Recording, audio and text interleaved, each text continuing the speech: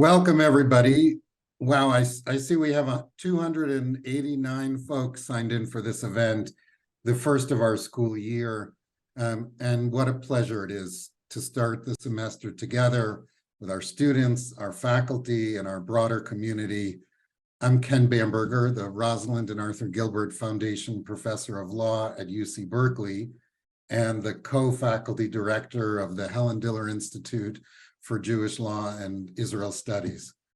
The Helen Diller Institute, supported entirely by philanthropic support, provides a rich academic forum for our nation's future leaders to explore the breadth and complexity of Israel and of contemporary Jewish issues. At a time when polarization is more severe than ever, we work to bring integrity, excellence, and grit to fostering dynamic spaces where students and the wider community can thoughtfully exchange ideas. Please take a look at our new website, which is in the chat, for more information on our mission, our work, and how you can support programs like these. This is the first of a virtual three-part series, Report on the Ground, Social and Political Upheaval in Israel, covering the ongoing legislative-judicial constitutional crisis, the latent social divides it surfaced, and the future of Israeli politics and the Israeli polity. Not surprisingly, the events going on in Israel and their implications are a theme for the coming semester.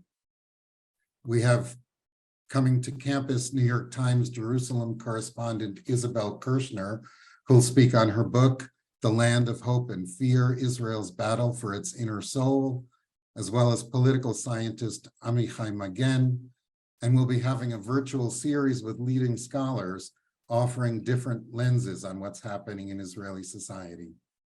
But in this fast-moving context, I'm especially excited to welcome Haviv Rettig Gur, Times of Israel senior analyst, for this series, which will frame our year.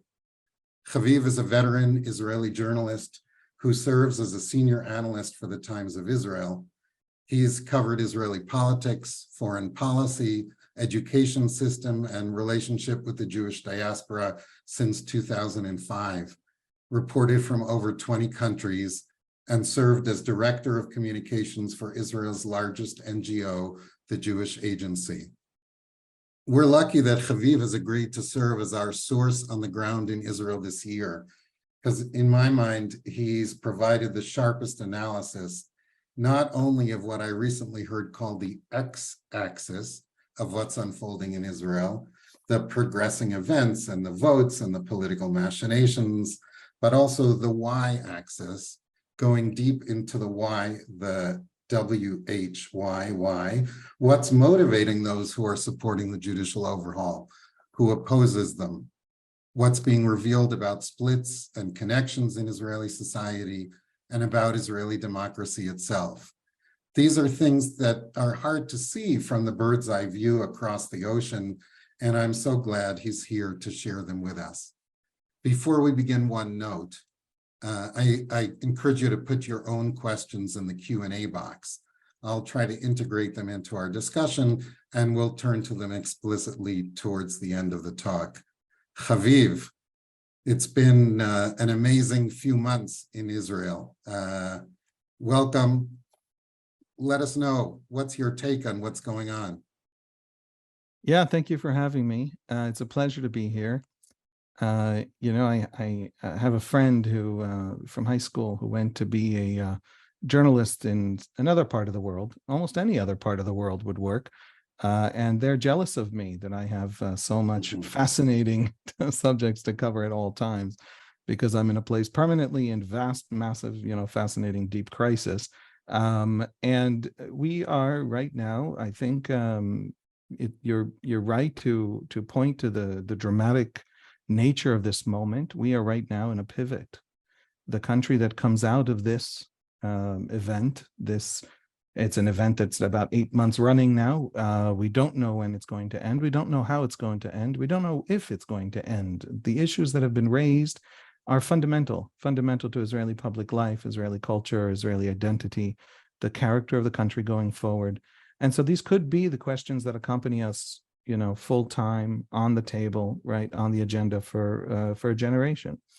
The country that this moment will produce will be a different one from the country that went into this moment. And so that I think is a feeling of many Israelis, most Israelis who support the government's judicial reform plans, and Israelis who oppose them, vociferously.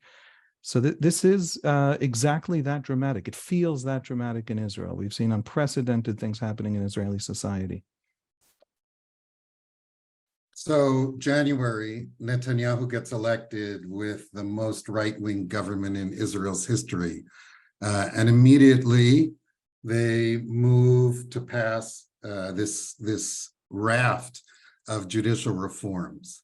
What was going on there? Yeah, the end of December, Netanyahu is sworn in with, when we say the most right-wing government in Israel's history, we mean it in the simplest sense. Not, there's no deep analysis there. There is nobody to the right of this government. This government includes political parties that are the right-wing edge of Israeli politics. If you go farther than that, there's no humans left in that end of the spectrum. And so it really is a coalition where, as we have tried to understand the voters of this coalition, of this incredibly cohesive and unified right-wing coalition, even though it's a very diverse group of people, ultra-Orthodox and religious Zionists may look similar to outsiders, but in the context of Israeli society, they're very different communities. They live apart. They have different needs and interests and politics. And yet they have functioned, Likud and the religious Zionist parties and the ultra-Orthodox parties who make up this coalition function as a cohesive whole.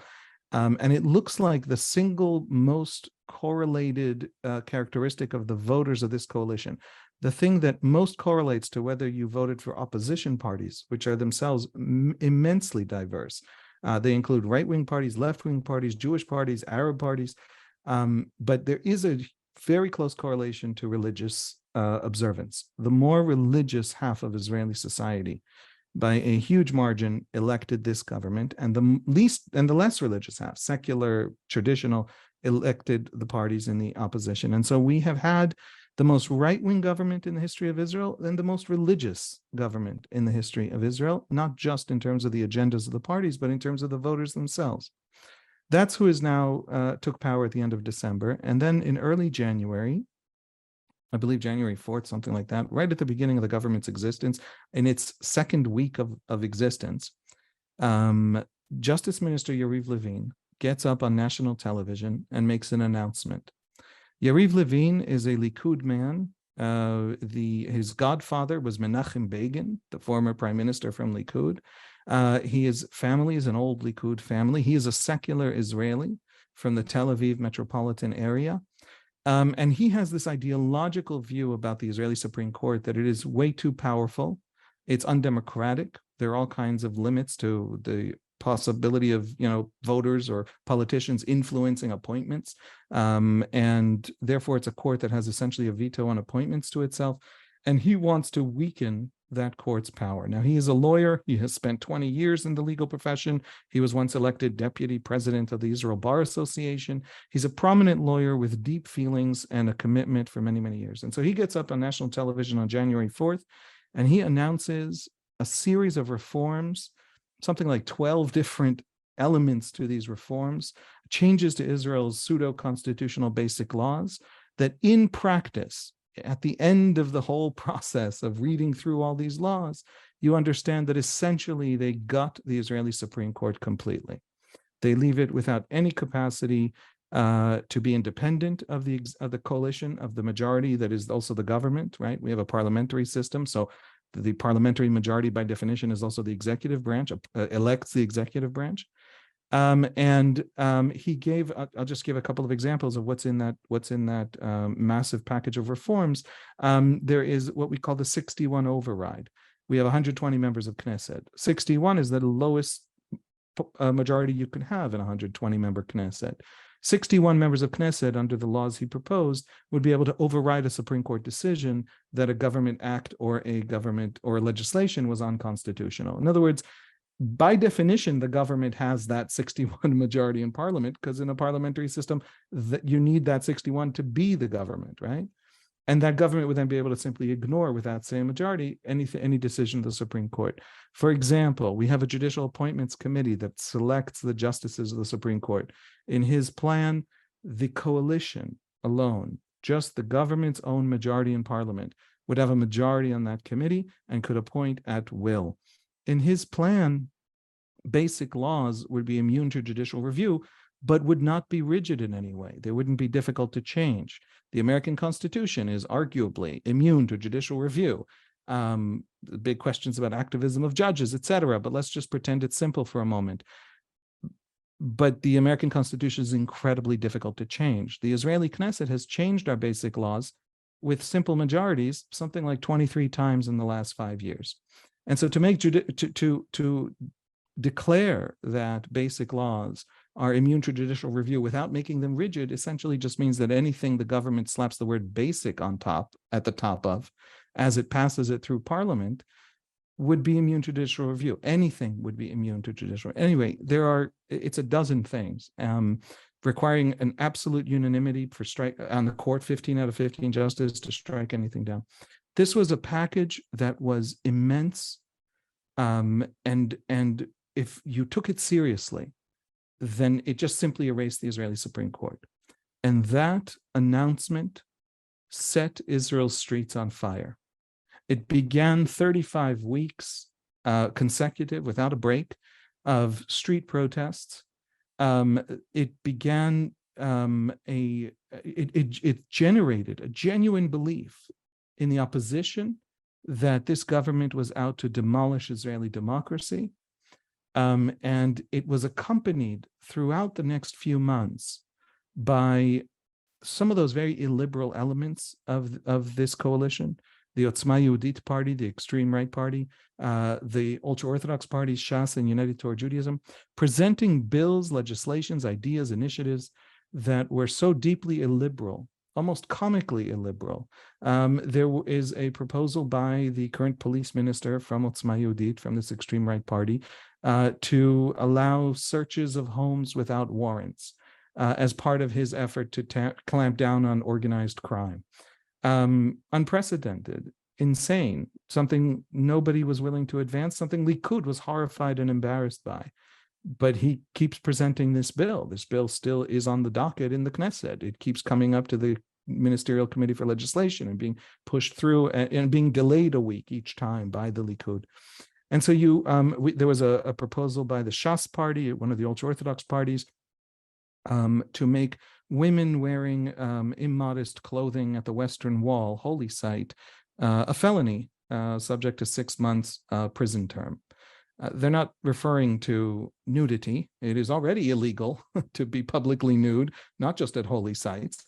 They're referring to a Haredi version of immodest clothing. In other words, elbows, right?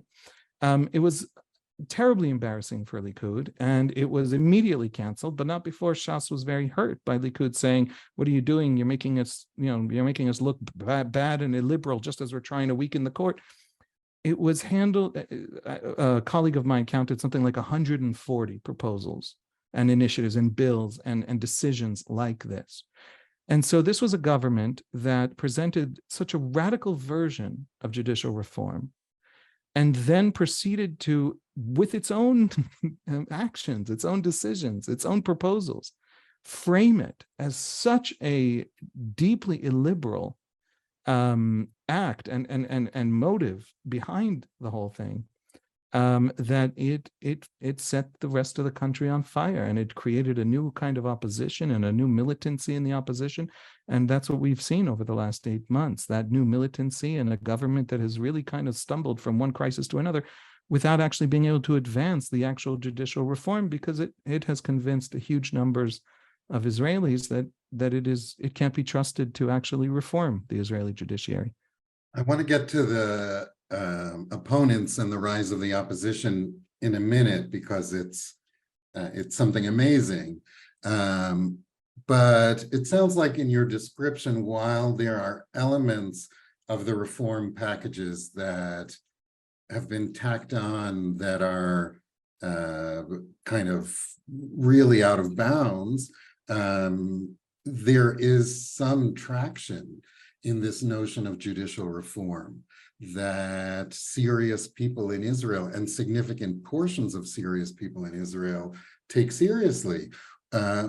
What's the thinking there? What's the attraction? What's kind of the underlying truth that's making this package, which in a way did some self-sabotage, but it's making it still appealing on one side of the electorate?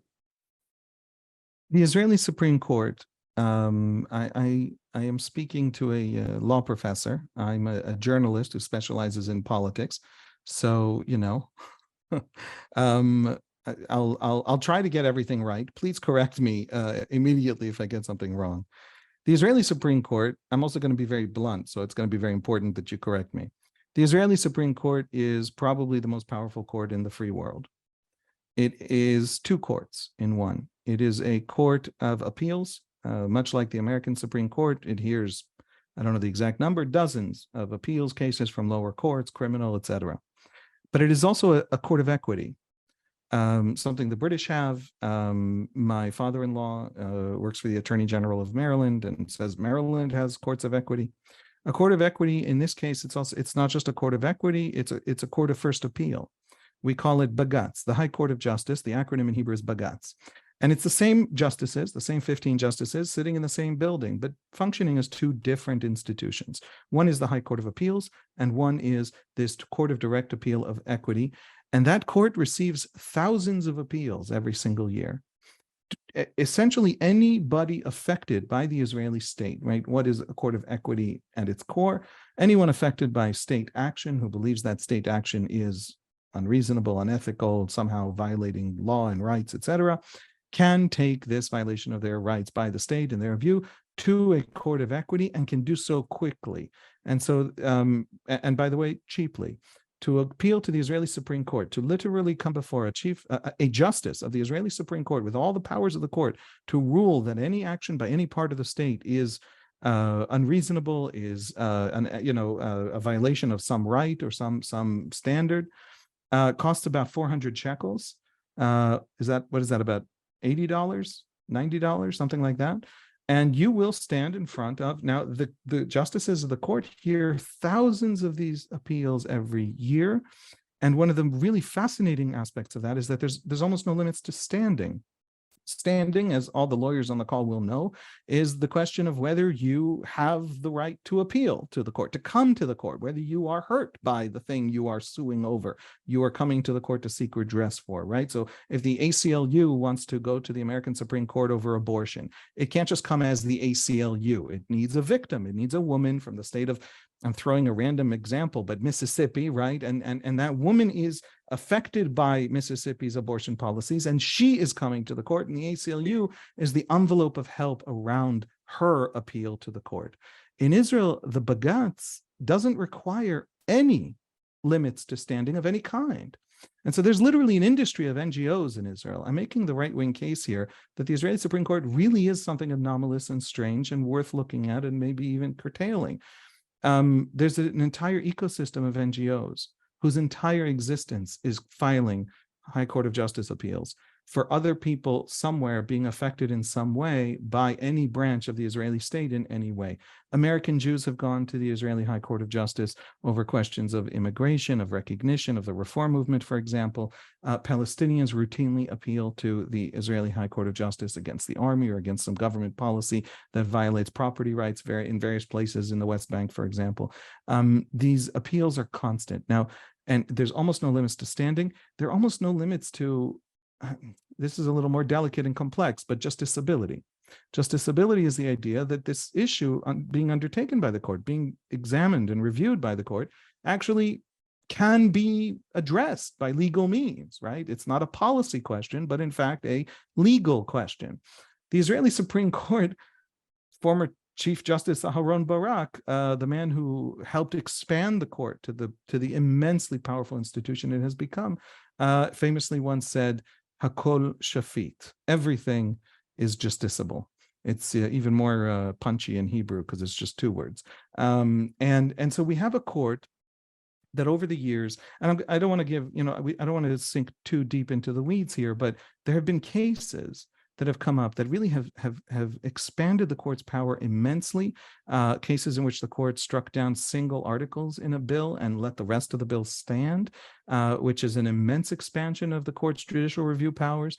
Cases where a court ruled, for example, the Deri Pinchasi case about 30 years ago, Justice Barak at the time, he was not yet Chief Justice, didn't just rule that the prime minister couldn't appoint a minister who was going to face an indictment, even though he hadn't yet faced it, and it was legal to appoint him, and it would have hurt his coalition if he didn't appoint him, but the court said that it would have hurt public trust in government. It didn't even pretend to make a legal argument. It just said it would have hurt public trust in government, and therefore the court is ruling that the prime minister can't appoint this minister. Folks, it's on Wikipedia. Don't work hard, look it up. But the point is that the court even ruled, Justice Barak even ruled that because Prime Minister Rabin and Attorney General Harish disagreed on this question, the Attorney General, whose Hebrew title is legal advisor to the government, the legal advisor to the government who represents the government before the court, is the only voice the government is allowed to have in the court.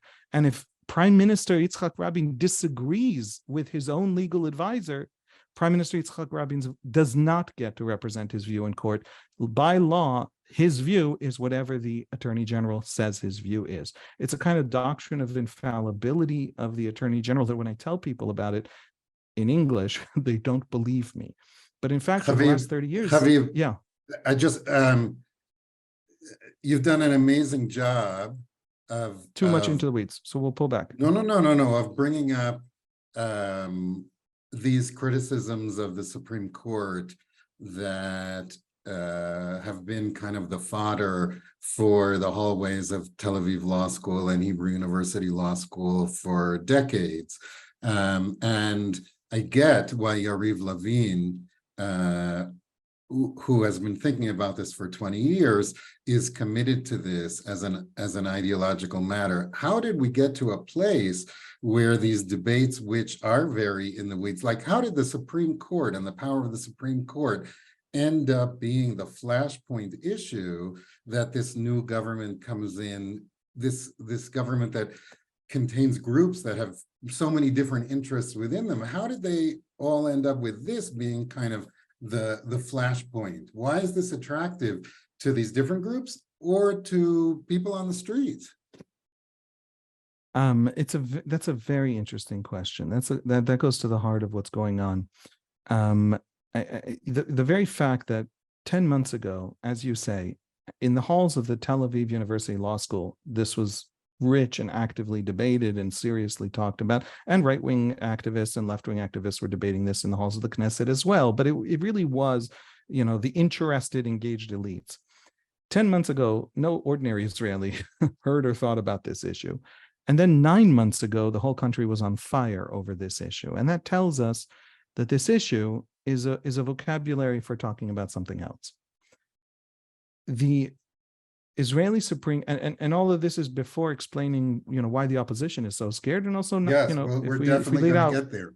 Right. If we laid out why the right is right, it's worth saying also why the center left is right. But the Supreme Court, one piece of the complaint about the Supreme Court has to do with representation, and it's profound and it's important, and it's a microcosm of a larger story of ethnic and religious and cultural tribalism and the ways that Israelis think and behave in their politics. Israeli society is a deeply fractured society. It's a deeply divided society into cultural and religious and ethnic groups that essentially live apart. Even if they live together in the big cities, they still manage to arrange their lives apart. The ultra-Orthodox don't live with the secular. The religious Zionists don't live with, the northern Tel Aviv, liberals, right, or Meretz voters. The Israeli body politic among the Jews is divided into these religious and cultural tribes that live apart, that have separate education systems. And in the Arab community, it works exactly the same way. The Ra'am political party, it's one of the political parties in the Arab community, represents the Bedouin religious conservatives, Muslim conservatives of the South. That's their base. And the Hadash political party, also an Arab majority party, represents progressive urban elites, the doctors and lawyers of Haifa in the Arab community. These are radically different cultures. These are radically different kinds of people. And they have different political parties that have very, very different agendas and very different histories and very different goals. And so Israeli society is divided into these tribes in ways that make this new government and this new proposal by this new government to weaken the Supreme Court feel like something much, much more dangerous than a question of juggling our constitutional order. It feels to the tribes not represented in this coalition, because this coalition is essentially the Jewish, more religious, more traditional tribes, like a takeover, like a marginalization. The divide over many, many years between Ashkenazim and Mizrahim, Jews from the European cultural world, immigrants from Europe, and Jews from the Muslim and Arab world, is a fundamental divide in Israeli politics. If you go to the center-left political parties, whether Benny Gantz's party or Yair Lapid's Yesh Atid party, you'll find a overrepresentation of Ashkenazi Jews. And then you go to Likud's base and you find an overrepresentation of Mizrahi Jews. And a lot of the narrative of those parties is that cultural, as that ethnic divide, that heritage divide. I don't know what to call it. The words in English don't quite fit the actual divide among the Jews, but nevertheless, it is a divide that we might as well think of as cultural or ethnic or, a heritage. The Israeli Supreme Court has been massively Ashkenazi for decades. And the Judicial Appointments Committee that appoints justices to the Supreme Court has 9 members. 7 of them are required to appoint a justice. And the Supreme Court itself has 3 voting members on that committee. Over several hundred votes over the last 25 years or so, those 3 members have never split their vote. Functionally, the Supreme Court has a veto. Anyone who's listening who's good at math just noticed that functionally, those 3 votes for the Supreme Court justices, if they don't split their vote and vote as an institution, then the Supreme Court has a veto on appointments to itself. So it's a massively powerful court with immense capacity to rein in other branches of government. It has used that capacity over the decades, and it also doesn't allow the elected political classes, especially the right, as the right feels it, to appoint other members to itself. It feels to this coalition like an oligarchy. The flip side is exactly the same. If you are a Yesh Atid voter and you see Yariv Levin, who may be from Tel Aviv and maybe Yesh Ashkenazi, Yesh Atid being Yair Lapid's party, center-left. Center-left, right. He calls himself centrist. Don't call him left. He'll be insulted. But nevertheless, for the purposes of the conversation, yes. And heavily Ashkenazi, heavily Tel Aviv metropolitan area.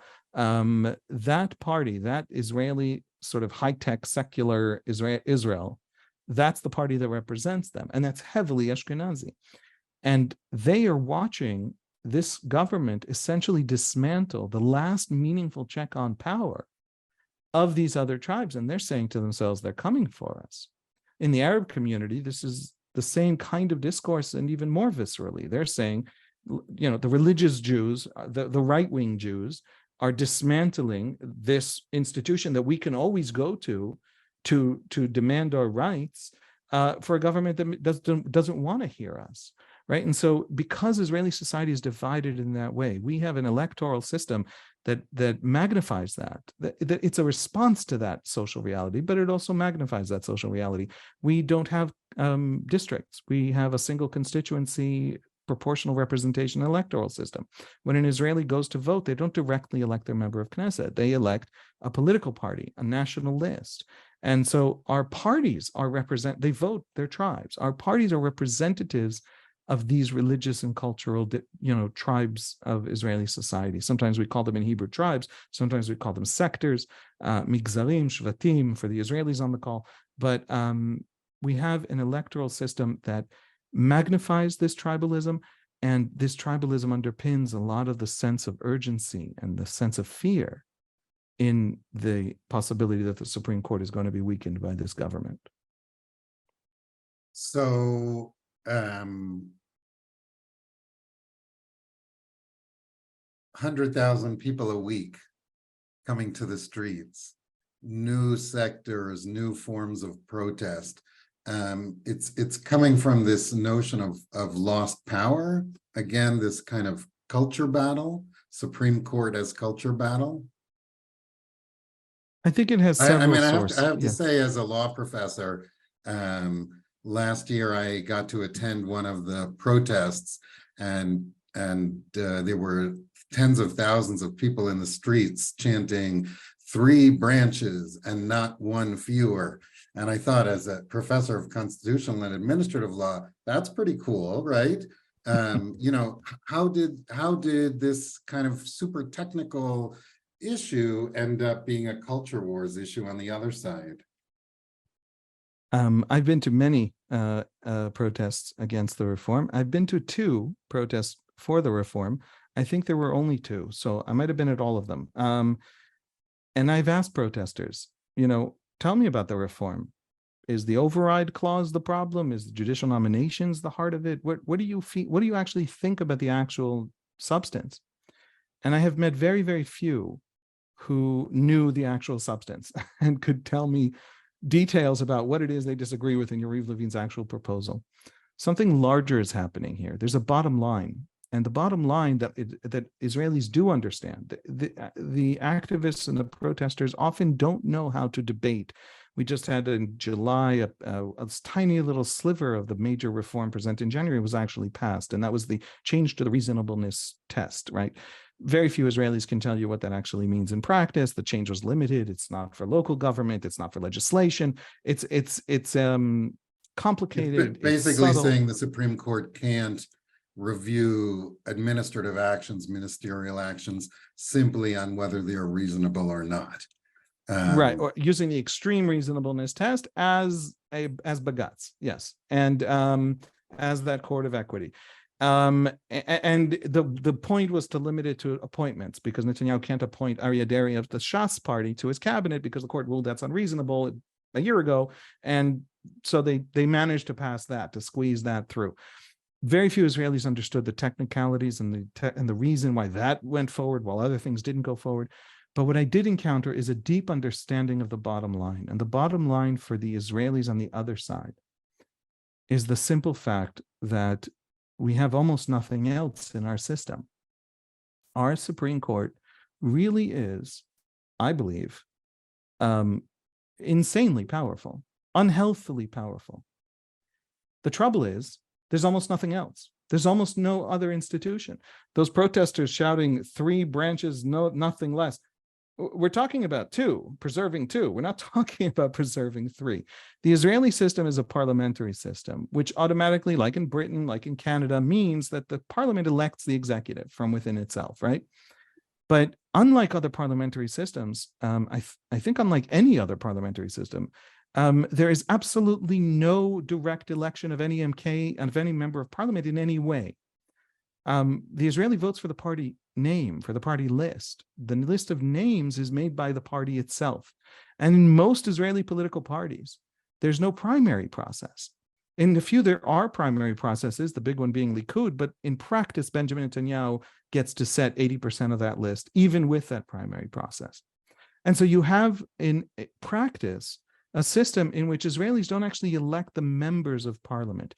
In Britain, if a conservative member of parliament disagrees with a conservative prime minister, they can oppose that prime minister because they're not beholden to that prime minister. They're beholden to the people from a particular district who elected them, right? The Joe Manchin effect in the American context. If you're from West Virginia, you might be a Democrat, but you're a conservative, right? And so you can have this kind of, it's a check on power, direct election. Now, we have no direct election, but it's not just that we have no direct election. Israelis vote for a party list set by the party leaders. That party list then takes office in the Knesset, and then it votes its own leader. It creates a coalition by forming a majority of that parliament, and then votes its own leader into the cabinet. And so in practice, the prime minister, the defense minister, the justice minister, the finance minister, the leaders of the executive branch appointed the parliamentary majority back in parliament that appointed them to the executive. Literally personally appointed them. I want you to imagine a situation. The analogy in the American context would be if the American president appointed a majority of Congress. And that's what made him the American president, that he has a majority of Congress automatically, but also he literally appointed the literal individuals to the list that got them into that congressional seat in the first place. There is no capacity of the Knesset in Israel to check the executive branch. The executive branch and the legislative branch in Israel are a unitary branch of government functionally, even more than in other parliamentary systems. We don't even have the direct election, for example, or any real meaningful primary process. In Denmark, they have a similar proportional representation system like us, but the back of the ballot is a primary vote. So there are, on election day, right, you take that party vote out of the box, out of the, I don't know, cubby, and you turn over, and then you rank the top 10 MPs from the party you are voting for as you vote for the party. And so there are camps and there are different groups in parties and there are different power bases, and that's a check on power. We don't even have that. So really what they were chanting was 2 branches and not 1 fewer, right? Really what they were trying to say was government. any check at all on the ability of Shas to of this ultra-Orthodox party to decide, you know, are women's, you know, whether women in the liberal half of Israel get to walk in the public space unperturbed, right? Or you know, gay rights, or all these things that is that the secular half of Israel has, but which could very easily be taken away by a government that is beholden to very conservative forces, and there isn't even a court, never mind any other checks and balances. We have maybe the simplest electoral governance system on earth. I mean, North Korea is simpler, maybe the simplest in the democratic world. And if you take away, and that's one of the reasons the court became so powerful. And so if you take away, I want to ask you what the kind of future is in terms of you know, given the extreme power of the court and the extreme necessity of the court, you know, where might the very new balance? I want to plant that in your head. But your discussion, I'm struck by something in your discussion. There's a 64-member majority. There's a bunch of parties in the coalition that are kind of in line with each other.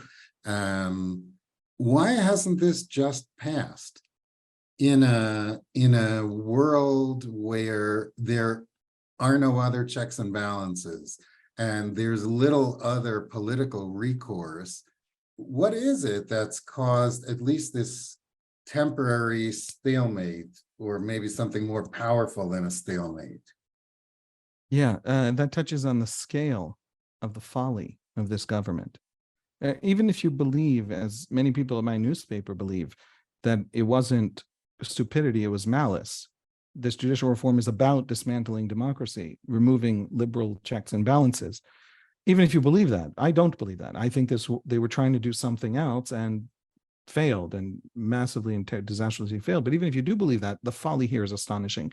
The day Yariv Levin got up on national television back in January, we had polls that said that something like 70% of Israelis supported some form of judicial reform. As long as you stayed vague, 70% supported it. And today we have polls that say that 25% support this government carrying out any kind of judicial reform. There's a huge part on the other side, about 30%, sometimes 35%, that doesn't want this government to do any judicial reform of any kind because it's this government, and so it can't be trusted to do anything. And then there's a big 40% in the middle. I please don't count, you know, hold me to the exact numbers, but these are the orders of magnitude. There's a huge 40% in the middle that says in these polls, repeatedly in these polls, that if both sides agree, that's the judicial reform we need, right? Because presumably if Likud and Yesh Atid both want the judicial reform, it's not going to be that bad, right? That's the sort of and these are polls coming out of places like the Israel Democracy Institute, right? Exactly, which opposes the reform if they're interested. Right, okay. Right. The Israel Democracy Institute and many other places. And so this government took 70% agreement that this court is something that needs to be looked at seriously, and convinced 70% of the country that it can't be trusted to touch it with a 10-foot pole. And it was how it handled it. Yariv Levin believed, and he has since said this, he believed, how did Bezalel Smotrich, the leader of the finance minister, the leader of the religious Zionism party, put it in an interesting way in an interview? He said we were trying to pull off the Band-Aid. Don't pull a Band-Aid off slowly, because you're going to catch every hair and it's going to hurt, right? You pull a Band-Aid off fast, right? Fast and hard. This was going to go fast and hard, and it would be done. And we knew it would awaken all of the drama and all of the opposition, but it would happen, and it would only happen fast and hard. So Yariv Levin presents such a radical version that he really does leave us without any checks and balances on executive power of any kind. And not only does he do that, he then refuses to give an interview to the press for about 3 months. And Benjamin Netanyahu has refused to interview to the Israeli press that doesn't agree with him. In other words, any Israeli press that isn't Channel 14 or his newspapers like Israel Hayom, Israeli press that fawns over him. Any Israeli press that doesn't do that, he simply hasn't interviewed with. I think maybe once or twice he's given those interviews in 10 months. By the way, he's gone on a book tour in America. He interviewed on podcasts all over America, but he won't interview in the mainstream Israeli press. And so we've had a government that, first of all, presented this radical version that I've had a debate with my boss at my newspaper, the founding editor. I've worked for him for 15 years in a previous newspaper as well. I trust him. I think he trusts me. And we had this debate. What is happening? What is this government doing? And I'm saying, look, this government has an idea about judicial reform, but because it's just really bad at politics, it went insane and lost everything. And he said, I appreciate your view, but it looks like it's attacking democracy. Every time I look at these Shas bills and these Otzma Yehudit bills, it attacks democracy and liberalism and my rights. And, you know, there's a point where if someone tells me this is what I'm doing, I'm just going to believe them. How much interpretation am I required to bring to the table? The onus is on them, not on me. Where's Netanyahu getting up and saying, you know, I'm paraphrasing him, but I think he would agree to what I'm saying, getting up and saying, you know, my fellow Israelis, you don't trust me because I don't deserve your trust. I haven't earned it. Well, I'm going to earn it. Here, for example, Netanyahu actually did say over the course of the last 10 months, a couple of times, especially back in March when he froze the reform for a little bit. It's still basically frozen, but he froze most of it. He got up on national television and he said, we're Democrats. And I'm going to prove to you that we're Democrats. We're going to pass a Bill of Rights. We're going to weaken the court, but we're going to lay down for the first time in Israeli history a Bill of Rights. Nowhere in Israeli law do Israelis have a right to free speech or freedom of religion or freedom of assembly and petition, and those are not written down. Now, Israel is not the only democracy that never wrote a Bill of Rights. Australia has no Bill of Rights, right? But Israel's the only democracy going through this crisis, and with so few checks and balances in the system, and so many Israelis terrified their democracy is being taken from them, that doesn't have a Bill of Rights. And so we're going to show you by passing it. Now, that was a great little one-liner.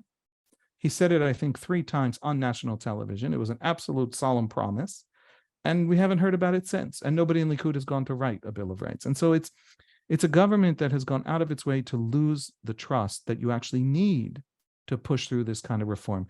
Long story short, we now have polls of Likud members that tell us that half of Likud's own voters are horrified and upset and don't know what this government is doing and don't know what Likud is doing. And that has pulled Netanyahu back dramatically and weakened the other side and made this government simply not have the votes to actually advance any serious judicial reform. There are a lot of questions coming from our constituency about the implications for an opposition or for the center-right a center-left going forward. If it's true that 50% of Likud voters are disenchanted and people who might have not been politically active before are taking to the streets, is that signal political reshaping in the Israeli landscape? Or is it simply a result of incompetent politicking and overstepping on the right? No, I think something very big is happening right now to the Israeli left. I'm going to use the word left. It will include about 10% of the parliament that thinks of itself as right. It will include all kinds of different forces and groups. But I'm just going to use it to mean opposition because historically, these are the people that used to actually be the Israeli left. These were those constituencies. There was a hawkish left. There was a progressive left. The Israeli left has a history, an intellectual history, and it has basically 3 periods. The first period, the Israeli left's civic religion, its big idea, its founding vision of itself, understanding of itself, is socialism. And David Ben-Gurion thought that socialism and Zionism are one and the same. They're outgrowths of each other. They both bring that model society and are both part of the same kind of processes. And that socialism essentially survived as the heart and beating soul of the Israeli left right up until the collapse of the economy, the fiscal collapse of Israel in the 70s and 80s, where Israel went through something like 8 years of triple-digit inflation, threw out the currency twice, until in 1985 it passed this massive package of reforms that really weakened labor unions, created independent monetary policy by making the Bank of Israel independent, all kinds of things that the British have been doing since the 17th century. Israel started doing correctly back in 1985. And stabilize the economy. And coming out of that crisis, that fiscal crisis, that catastrophic fiscal crisis of 200, 300, 400% inflation over the course of 8 years, there wasn't really a socialist left in Israel. And the Israeli left was a little bit out of sorts. It was afloat. It had no real explanation for what it actually is, what it means to be left. And then just in time, the Palestinians rescued the Israeli left with the first Intifada, which begins in 1987. And the Israeli left very, very quickly, within 2-3 years, retools itself as the party of peace, as ending the occupation, ending this deep imbalance, this unsustainable bad thing that Israel's walking into and is going to trap the country. And that becomes much more than a policy argument. It becomes the left's identity. It becomes the left's civic religion, right up until the second Intifada, where after all the Israeli soldiers are pulled out of all the Palestinian cities, and this is, I'm not saying what objective historical truth is, I'm saying what the Israeli left believed had happened and experienced. At the Camp David talks in 2000, Israel's offering things, shared sovereignty on the Temple Mount, there's going to be peace. Bill Clinton says there's going to be peace, it's imminent, right? And then 140 suicide bombings blow up in Israel's cities over 3 years. And the left no longer, for 20 years now, the left hasn't talked about the Palestinians. It doesn't know what to do. It doesn't, it literally, I mean, the left that wants a Palestinian state believes that if it pulls out of the West Bank tomorrow, Hamas takes over, right? Which is why the Palestinian president is in the 18th year of a 4-year term, right? Because Hamas is waiting in the wings and will definitely take over in the West Bank. And so the left had this religion, I mean in a good way, a deeply good way. I'm the son of a rabbi. When I say they have a civic religion, that's a compliment. And it lost it. And then it got the peace became this new vision, and it lost it. And it hasn't been elected since. It hasn't won an election in 22 years. Well, then Yariv Levin came along and gave them their new civic religion. And suddenly everyone's looking at the protesters, but look for a second at the unification, the unity of all of these incredibly diverse people in the opposition. Netanyahu has kept trying over the last 10 months repeatedly. He wants to jettison the extremist right wing of his coalition, if only to have Joe Biden invite him to the White House finally, right? He can't because nobody will step in and join him, including ex-Likudniks who now sit in that opposition. That unity of that opposition has been unified by this new, it's not just anti-Netanyahu, it's about democracy. And it's about having a country that the right-wingers on this new left are liberal right-wingers, and they're liberal on social issues. And so they can't join in a government where Shas has the deciding vote on whether the coalition lives or dies, and therefore gets to set the agenda. So a new Israeli left has just been reborn with a new civic religion. That's the energy. It has finally found a thing that it can believe in, that it doesn't think will betray it, and that it can fight for. And so this was, I think, we're going to live in the aftermath of this moment for many, many years, whether you're right or left. This has already reshaped Israeli politics in sustained ways. You pointed to the polls that say that there are 30% who say we want no change at all, 30% who say we want this change, and 40% in the middle who are like, well, we're happy to talk about stuff. Maybe it's the idea that not just Netanyahu mentioned once, but a lot of academics have put forth that now's the time to make a constitutional moment, to, instead of just have these two branches out there kind of naked, envelop them in a real constitutional framework that involves a Bill of Rights. How do you get from that 30-30-40 to something generative moving forward? Are we, I mean, are we stuck? I've heard you speak about leadership. I think leadership is our problem here. Deep and profound problem. And I don't know how we get around it. I'm very optimistic about what's happening to Israel right now. It's not a common view in Israel right now, but every single question that is being raised, every single thing that is hurting, whether Israelis on either side of this fight, is critical, is important. We have to answer these questions. We have to talk about our future as a country. We have to talk about our institutions, this immense lacuna of constitutionality, of rights, of laws. We are not Australia in the sense that there is 20% of the country is an ethnic minority that is really worried about its standing and rights. Liberalism and Haredism are both, now militant on the march in the street. And we have to know how to live together, or we will fail to live together. These are not small questions. These are foundational questions. And as long as we could ignore every single question we can ignore, we do ignore. It's part of our culture. It's kind of cute. It's actually a disaster, right? We're no longer ignoring them.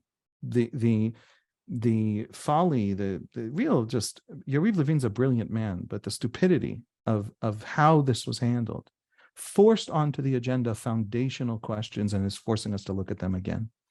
And that's a healthy thing. That is a good thing, because not one of these things is new. Not one of these things wasn't happening, wasn't percolating in the background, wasn't gutting us from within, and we are forced to look and stare at the problem and deal with the problem. So in that sense, this is a wonderful moment. This is what growing up feels like. How are we ever going to deal with these questions if not like this? This is the moment. This is being handed a moment of decision. Think about all the terrible things that you can't fix in America, and then think about that political moment where you suddenly have to face it, and therefore you get to decide to fix it, right? Instead of sitting another 30 years thinking about it. This is not a bad moment. It's a moment of growing up. But it has to be framed that way by someone who can push it forward. There has to be a point of where all of that sort of very vague thing that I just said coalesces and condenses into a single act and a single decision and a single piece of legislation and a single convention and we have, one of the big questions of the last 10 months is, where's Netanyahu? Just literally where? What has he done? What has he contributed?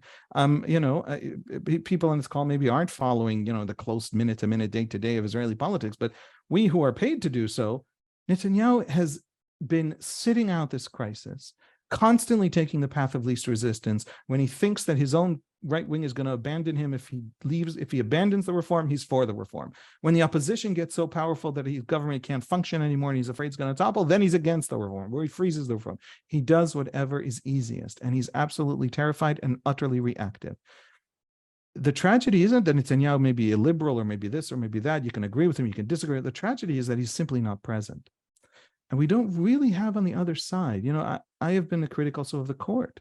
The Israeli Supreme Court on the 12th, in a week, in exactly a week, will take up the reasonableness clause passed in July. It will sit and judicially review a basic law change to its own powers. It has told us for 30 years that basic laws are a constitution, and therefore it can cancel other things, other decisions, other legislation based on it. But now it will sit and review its own powers.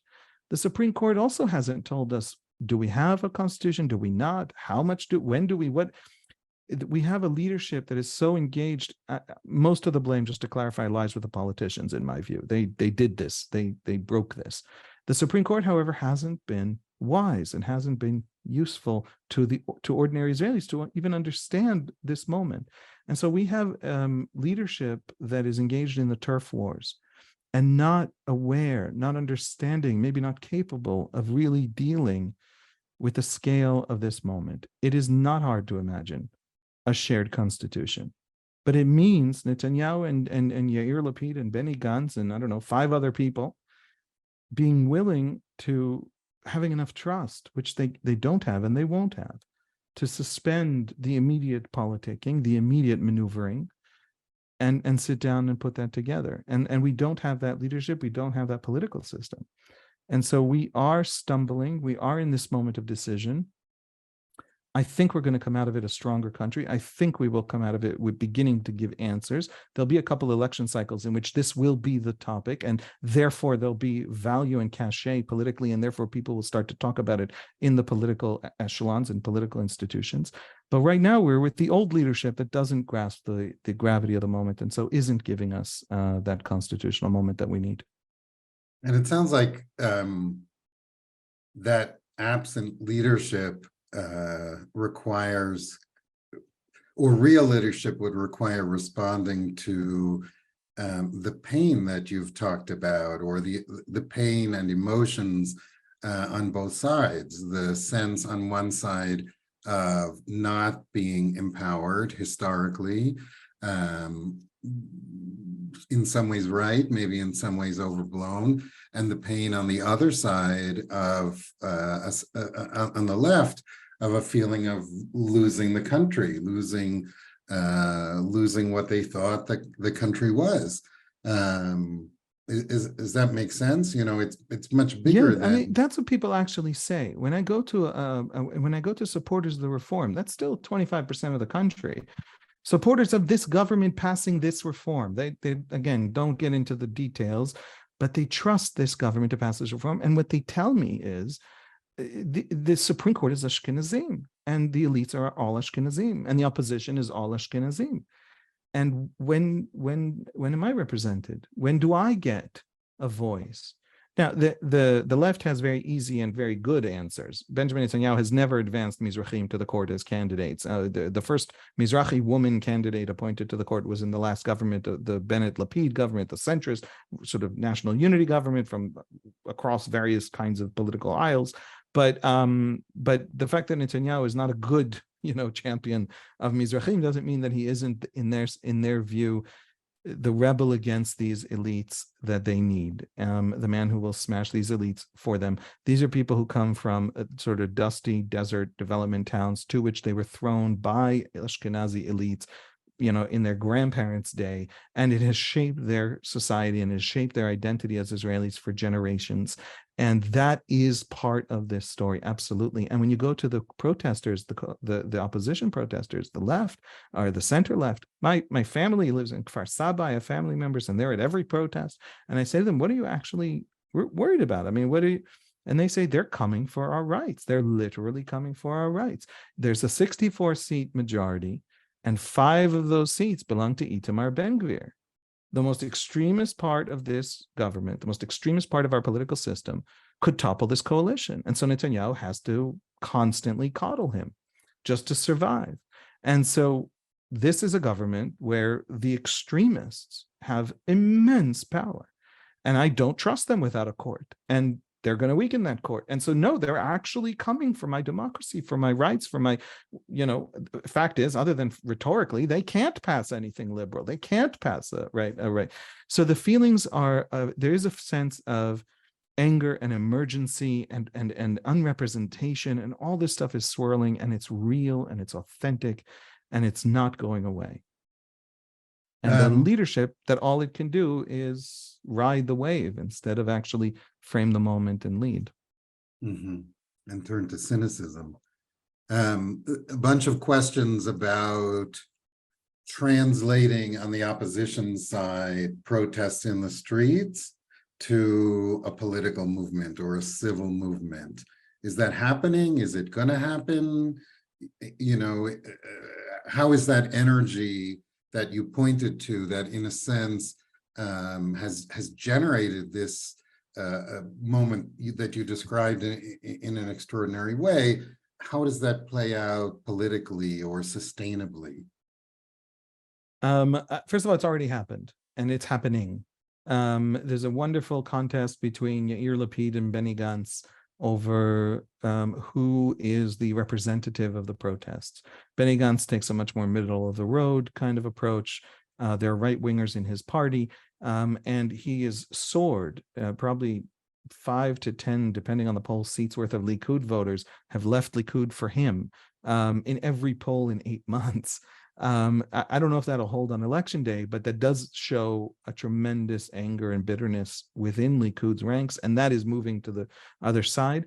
And then there is Yair Lapid, who is more on the left on the issue of judicial reform, more on the sort of militant protester side, but he hasn't led any protests. None of the politicians have been leaders of the protests. The protests are bottom up, and now all the politicians are trying to figure out how to sort of take that energy into their own party apparatus and ride that energy into power.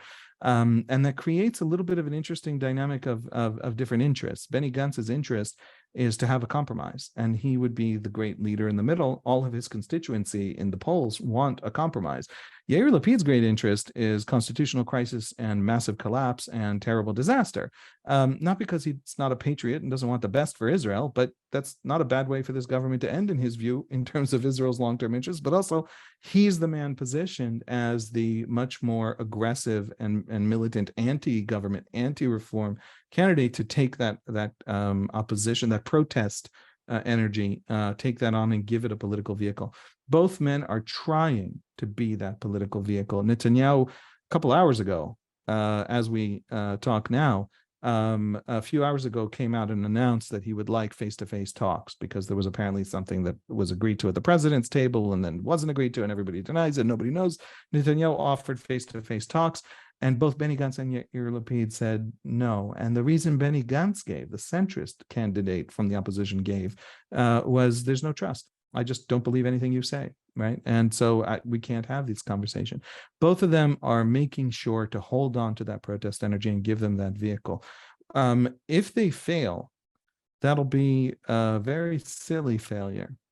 It's hard to imagine in the history of democracies any political party, any political elite, given so much energy, so much following, so much militant support in the streets, on a silver platter as this particular center-left political elite. So I think it's already happening. The institutions don't quite fit the views yet, because the views have changed so quickly, so recently. But the institutions are changing, and we're gonna see that. I think it's happening, and I think that left isn't going anywhere. You've mentioned a couple times in the discussion. Maybe you can say a few words about how this conflict or conflagration is affecting Palestinian Arab citizens of Israel, the place they have or don't have in it, the implications. Obviously, you've pointed out that there's not just one Palestinian Arab Israeli sector. Politically and socially, it's a number of different orientations, but in a sense, there is one distinguishing factor as an ethnic minority when we're talking about possibly dismantling a court that protects rights, or thinking about a future constitutional future that has built-in rights protections that have never been written down. This is a very complex question and relationship of that community with Israel. As best as we can tell from good polls, from just dealing with these issues for many years, the Israeli Arab, Palestinian Arab community divides into, I'm going to cartoonishly simplify it into two camps. One camp, which is roughly half, and it changes in every election, so don't hold me to that, but roughly half, sees their Palestinian identity as their most foundational and important identity, and talks about themselves as Palestinians. And the other half sees other parts of their identity. And it's usually the biggest, I think, is actually Israeli, but there is also Islamic and other identities in this very layered sort of situation and identity world that they live in as their foundational identity, and not their Palestinian identity. Although if you push them to the wall on this, they will say, no, I'm of course Palestinian. And if there's a war in Gaza or something like that, then the numbers who say I'm Palestinian first, of course, rise. And so it's ordinary people respond in these complicated ways. Half that is facing away from Israel in that sense, that whose Palestinian identity and is paramount, and also is a critique of Israel and a critique of a Jewish state, and who don't want there to be a Jewish state. Even if they want to remain its citizens, they don't want it to be a Jewish nation state. That half is absolutely divorced from this whole event. It isn't interested in it. It thinks it's a fight among the Jews. Whether the court is strong or the court is weak has no relevance to their priorities, to their issues. And then there's the other half. And the other half is a little bit involved. It has talked about it constantly. It's fascinated. It's a little bit upset. There's been a lot of discourse in Arab press in Israel about how there's all this energy, this new left that we're discovering, that we're seeing again. Well, where the heck has it been for the Palestinians for 20 years, right? What is happening here? Where's this energy, and where's it going to go? And is it good for us? Anytime Palestinian flags are flown at protests, a lot of protesters ask for the Palestinian flags to be taken away, because they don't want to give the coalition the ability to paint this as a left-right, pro-Palestinian, anti-Palestinian, pro-Palestinian, pro-Israel kind of debate. And of course, this is a coalition that would do that at the drop of a hat, and paint them as, just traitors to the country rather than patriots fighting for a better country, which is how they want to frame the opposition, the protests. And so we have right now an Arab community that is either completely turned off and just thinks it's an irrelevant debate among the Jews, and it's not going to, even if the left wins, that's not going to do any better for us, because our priority is national identity. Our priority is independence for Palestinians. And then even the half that is invested in Israel, that half that is, I think the student body of the Technion, our finest technical college, I think is now 35-40% Arab. There's more Arabs in the judiciary, more Arabs in the police, more Arabs in the legal profession. There have always been huge numbers in the medical profession, huge integration, more Arabs in Israeli high tech, which is a real signal of integration than ever before. That half of the community that is, I call it facing Israel, has had it's been a very delicate in and out kind of. They don't quite feel welcomed by the protesters. They're desperate for the court to be preserved. They don't know what a compromise means for them. They think that if the left and the right do compromise, who's going to look out for their interests? They're in the protests, but only in very small numbers. It's very delicate and complicated and fascinating. And they're 20% of the Israeli citizen population. So it's crucial. Nothing. We talk about a country divided in half, right, between the coalition and opposition. The opposition half includes this vast number of Arabs whose relationship is much more ambiguous than the rest of the opposition. So we are nearing the close of the program, and I want to kind of tee up what's about to happen. As you mentioned, before summer break, the Knesset passed one sliver of the 140 bills, or the 12 bills of the judicial reform, barring Supreme Court reasonableness review. And the Supreme Court, sitting in a very rare format where all 15 justices will hear the case, is supposed to hear that case next week. And they'll be asked for the first time to review the constitutionality of something that's framed as a constitutional law. When people talk about constitutional crisis, they've been using that term for 8 months now, but this actually is kind of by definition what we're looking at. what are people thinking about that? Looking forward, the next time we meet will be in November, and we'll look back at what happened. But what are the possible scenarios that we might be expecting for our November conversation? The very fact that the Supreme Court is going to sit and review its own powers essentially is already something that the Israeli right is talking about very loudly and feels very put out by. Most Israelis don't notice those kinds of nuances. The Israeli Supreme Court has in the past had these debates on basic laws. For example, I think it was maybe 6 years ago, the basic law of the Jewish nation state, a basic law that the court reviewed and said, it's legal. We don't like it.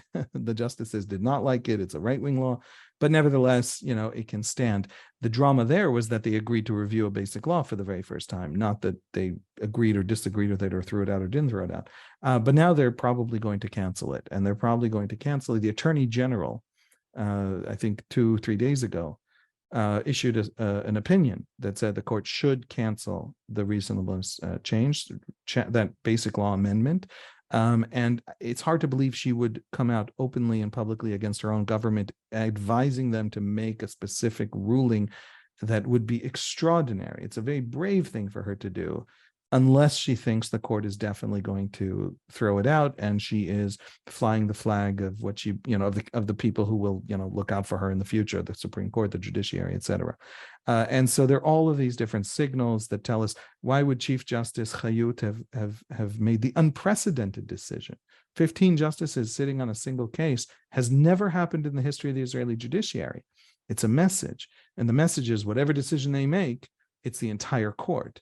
And so if you say this decision is evil and we're going to override it, you're doing that to the entire court. So it's upping the ante. It's a game of chicken with the coalition. And if she's preparing that game of chicken, she's going to strike it down. In other words, I am convinced that she wants to strike it down. I'm convinced that's where it's going. And the right has a point. It's a constitutional basic law amendment that the court will decide whether it has the right to now change the Constitution itself, to now strike down pieces of the Constitution itself. The problem is, and the court is going to be absolutely correct about this, that the Knesset doesn't respect the basic laws as a constitution. And so we have two institutions. The bigger problem is that the Knesset doesn't actually make it rigid, make it constitutional in the important ways, give us protections that are protected from immediate majorities by actually thinking seriously about how these laws could actually function as a constitution. But they still want to play this game with the court. The court began the game by recognizing these laws as a constitution in the first place. And so what we now have is really two power bases that are getting ready for this fist fight that has no real rules. Nobody knows what the rules are. And that's what people are talking about when they mean a constitutional crisis. I am, again, an optimist, and if people tune in the next meeting, they'll be able to tell me that I was silly and wrong, but I actually think that this will not be a serious constitutional crisis. I think there's going to be a lot of yelling and a lot of shouting and a lot of hemming and hawing. I think that in the end of the day, what we have seen from Netanyahu is that he is desperate to end this whole thing. It has cost him economic policies that he cares about. It has cost him the Saudi normalization. It has at the very least delayed it tremendously in his view. It has cost him things that matter to his legacy in his view, and it doesn't give him anything. And so the court will strike it down, and he will not go to war. And he will also rein in, because it would literally threaten to topple his coalition and trigger more protests and much more serious protests. He will rein it in, and he will try to make this whole thing go away. And so I don't think we're heading into any kind of collapse version of a constitutional crisis. But we are going to see our elites fail to give us resolution, fail to give us serious answers. Okay, well, if that's not a cliffhanger, I don't know what it is. Hopefully that will inspire us all to regather in a number of weeks later this fall to continue the conversation. Haviv, I'm so grateful. You've brought so many layers of conversation to understanding the surface events, the kind of politics below them, and the deep kind of social implications and battles and feelings that are kind of underlying all of it. We really look forward to talking to you again. Everyone, thanks for joining. Please join us again later in this series. For New York Times correspondent Isabel Kirshner coming to campus in person, and for our other virtual and in-person events. And we'll see you soon. Take care.